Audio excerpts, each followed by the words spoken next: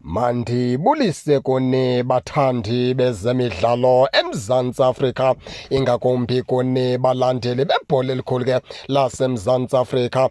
Baphulaphula lapha ke thina ke siyinkoliso Sports News sithi ke masiniphathe into kubana ke imidlalo yeNedbank Cup semi-finals ke baphulaphula seyicacile, ngoba isizathu sokubana sithi thina ke seyicacile into kubana ke Amakhosi ajonge phakathi ke kweSekhukhune United kunye neSundowns, lapho ke bazotsho badibane nabo pha kwi-semi-finals. Ngoba Orlando Pirates ke yona ke izawudibana pha neMoromo Gallants.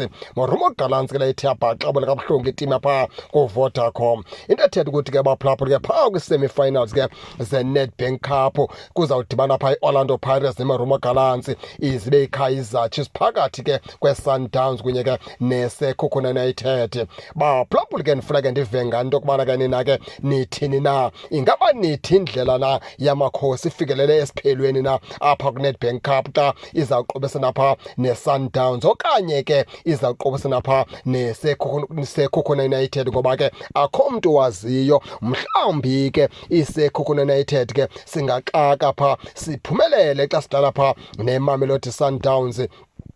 Enye into ke emasinikhumbuse into kubana ke Amakhosi ke athi aphumelela kakuhle, futhi ke iKaizer Chiefs kuyabona into kubana abafana badala ke noko badlale kakuhle, ngoba umsindo okanye ingxolo eyenzeka abantu abaninzi ke abanye bayagxeka, abanye abantu abaninzi ke bathi iKaizer Chiefs iwine ngohlobo, abanye babeka izityholo. Loo nto yakuxela into kubana ke abantu abaninzi banoloyiko ngeperformance ethe iKaizer Chiefs ke yayenza apha ke kule mpela veki sisuka kwexa ibetha pha iqela leStellenbosch, ngoba ngayibeka icace ndithi ke abantu abaninzi bebengalindela into kubana ke iKaizer Chiefs ngabe ke ingafika kwesi sigaba ifike kuso kule khaphu. Abantu abaninzi bebengalindela into kubana ke Amakhosi ngaba ke angabetha pha iStellenbosch pha kule khaphu yeNedbank Cup. Wonke umuntu ebesethe iKaizer Chiefs ke iphumile.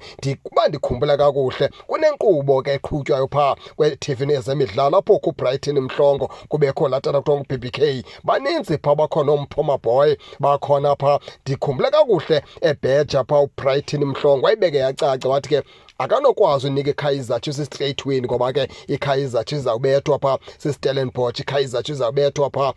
Into ethetha ukuthi ngeliphelele abantu abaninzi ke bebengayiniki iKaizer Chiefs into kubana ke ingaze iphumelele pha kwiStellenbosch. Yothuse umzi omkhulu into kubana ke iKaizer Chiefs beke iyaphumelela pha ibetha iStellenbosch. Yiyo loo nto ke thina ke siyinkoliso Sports News sibuza into kubana ingaba nina nithi ingaba ifikelela na iKaizer Chiefs esiphelweni kule cup yeNedbank Cup, ngoba ke izawuqobisana pha neqela ke leMamelodi Sundowns okanye ke neSekhukhune United. Ingaba nithini na xa ithe yadlala neSundowns, ingaba kufike le nto kubana ke Amakhosi endlela yawo iyaphela, okanye ingaba nithi iKaizer Chiefs izawuphumelela noba ijongene neyiphi na itim apha phantsi kweNedbank Cup, ngoba ke iOrlando Pirates yona ke yawujongana pha neMoromo Gallants. Injalo ke baphulaphula ke nani ke ningake ningene nitshone into kubana ke niva njani, nize ke ningakhohlwa usubscribe kule channel kuze ningaphoswa zezemidlalo endizanothulela zona